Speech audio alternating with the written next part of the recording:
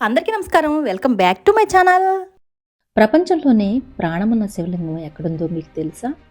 ఏంటి లింగానికి ప్రాణమా అనుకోవద్దు, నేను చెప్పేది కాదు, ప్రత్యక్షంగా గుడిలోని స్వామి చూపించే సాక్ష్యం. గ్రహణం వచ్చినప్పుడు ఏ దేవాలయమైనా మూసివేస్తారు, కానీ ఈ ఒకే ఒక్క దేవాలయం మాత్రం తెరిచే ఉంటుంది. అభిషేకాలన్నీ జరుగుతూ ఉంటాయి. స్వామివారికి అభిషేకాలు చేసేటప్పుడు చేతితో తాకుతారు, కానీ ఈ ఒకే ఒక్క దేవాలయంలో అభిషేకం చేసేటప్పుడు చేతిని కూడా తాకనీయరు.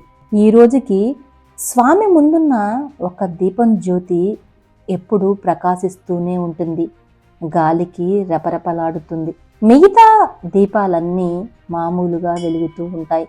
ఈ మహత్యం ఏంటో మీకు తెలుసా? భక్తుడు పైగుడిలో ఉంటే పాదాల చెంత కొలువైన ఆ దేవుడెవరు? తిరుపతికి 40 కిలోమీటర్ల దూరంలో స్వర్ణముఖి నది ఒడ్డున వేయించేసిన స్వామి ఎవరు? పరమశివుడు కాళహస్తీశ్వర స్వామిగా, పార్వతీదేవి శ్రీ జ్ఞానప్రసూనాంబగా కొలువైన క్షేత్రం. శ్రీకాళహస్తి అనే పేరు శ్రీ, కాళ, హస్తి అనే 3 జీవుల వలన వచ్చింది. ఆదిదేవుడైన పరమశివుడు కాళహస్తి నందు అవతరించడానికి ఒక గొప్ప కారణం ఉంది. పూర్వం మహాశివుడు బ్రహ్మదేవుడికి కైలాసాన్ని సృష్టించమని ఆదేశించారు. ఆదిదేవుడి ఆదేశాల మేరకు కైలాసాన్ని సృష్టించడం మొదలుపెట్టాడు బ్రహ్మదేవుడు. చేస్తున్న తొందరలో కైలాసంలోని కొన్ని భాగాలు భూమిపైన పడ్డాయి.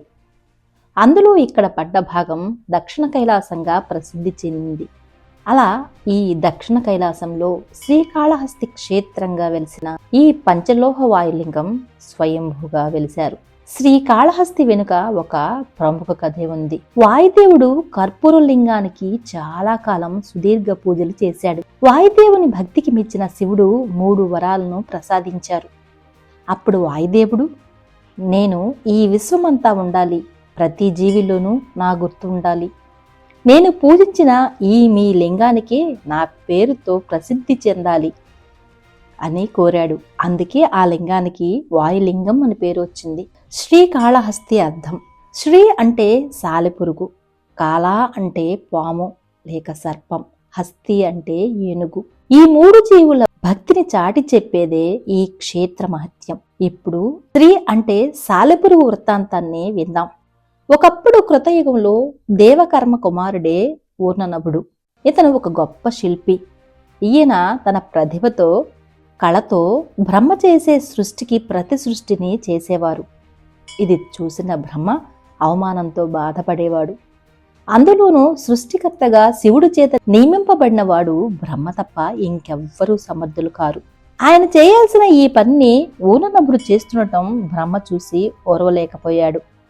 కోపంతో, ఎవరు చేయాల్సిన పని వారే చేయాలి, అందువల్ల నువ్వు బిల్వవనంలో సాలిపురిగా జీవించు అని శపించాడు. అందుకు ఊర్ణనభుడు పశ్చాత్తాపపడి తన్ని శపించవద్దని, తప్పును క్షమించమని వేడుకున్నాడు.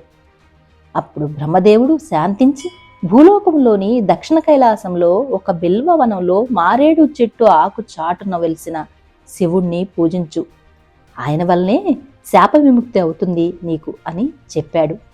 అలా బ్రహ్మశాపానికి గురైన ఊర్ణనభుడు శ్రీకాళహస్తి దగ్గర సాలెపురుగే జన్మించి కాలం గడుపుతూ ఉన్నాడు. ఆ సాలెపురుగు రోజు స్వర్ణముఖి నదిలో స్నానం చేసి ఆ శివలింగానికి పూజ చేసేది.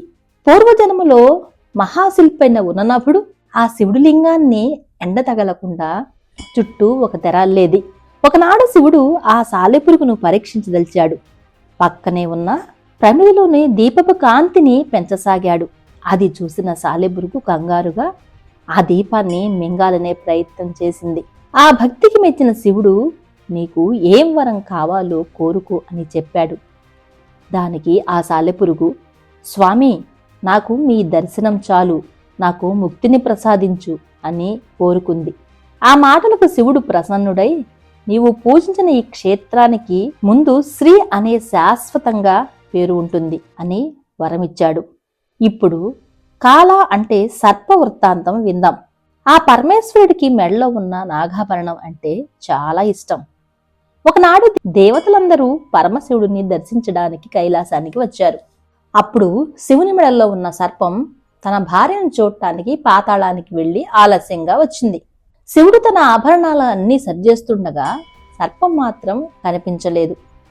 దానికి ఆగ్రహించిన శివుడు, నీవు నీ కర్తవ్యాన్ని మర్చిపోయావు, అందువలన నీవు ఇక్కడ ఉండటానికి తగిన వాడవు కాదు, భూలోకానికి వెళ్ళిపో అని శపించాడు. ఆ సర్పం శివుడు శాప విమోచనం కోసం వేడుకోగా, అక్కడ నీవు ఒక గజరాజుతో యుద్ధం జరుగుతుంది, ఆ రోజే నీకు ముక్తిని ప్రసాదిస్తాను అంటాడు. ఇలా శివుని ఆజ్ఞను పాటించి భూలోకంలో దక్షిణ కైలాసాన్ని చేరుకుని ప్రతిరోజు నదిలో స్నానం చేసి ఆ పరమశివుణ్ణి పూజించి విలువైన మణుల్ని తెచ్చి స్వామికి పెట్టి పూజించేది. ఆ దేవుడి చుట్టూ ఉండే సాలెగుడును తుడిచి ఆ లింగానికి ఎండ తగలకుండా తన పడగ విప్పి నీడను పట్టేది. ఇక హస్తి వృత్తాంతాన్ని విందాం. పూర్వం కైలాసంలో హస్తి అనే శివకింకరుడు ఉండేవాడు. ఒకనాడు కైలాసంలో ద్వారపాలకులు వద్దు అని చెప్పినా వినకుండా హస్తి కైలాసంలో శివపార్వతులను ఏకాంతంలో ప్రవేశించాడు. అందుకు ఆగ్రహించిన పార్వతీదేవి ఆ హస్తిని, నీవు భూలోకంలో ఒక ఏనుగుగా జన్మించు అని శపించింది. ఆ హస్తి ఎంతగానో బాధపడుతూ క్షమించమని వేడుకొన్నాడు. నీవు భూలోకములోని దక్షిణ కైలాసంలోని పరమశివుణ్ణి పూజించు, ఆయనే నీకు ముక్తిని ప్రసాదిస్తాడు అని చెప్పింది. ఇలా భూలోకంలో అడుగుపెట్టి పరమేశ్వరుని పూజిస్తూ ఉంది. ఈ 3 మూగజీవులు ఒకదానికి తెలియకుండా మరొకటి పూజిస్తూ ఉండేవి స్వామిని. కానీ అక్కడున్న పూజ పదార్థాలు మారిపోతుంటే ఏనుగుకు అనుమానం వచ్చింది. ఒకరోజు ఏనుగు నది నుండి నీరు తెచ్చి స్వామికి అభిషేకం చేస్తుండగా పాము వచ్చి ఏనుగు తొండం నుండి కుంభస్థలంలోకి చేరింది. ఆ భరించలేని బాధతో ఏనుగు కింద పడి రాయికేసి తల బాదుకుంది. ఆ సమయంలోనే పాము ఏనుగు రెండూ చనిపోయాయి. అలా ఏనుగు కింద పడే సమయానికి ఏనుగు కింద సాలెపురుగు కూడా పడి చనిపోయింది.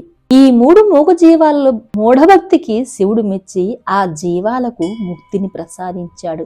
ఆ జీవులకు వరంగా ఆ పుణ్యస్థలానికి శ్రీకాళహస్తిగా వరం ప్రసాదించాడు.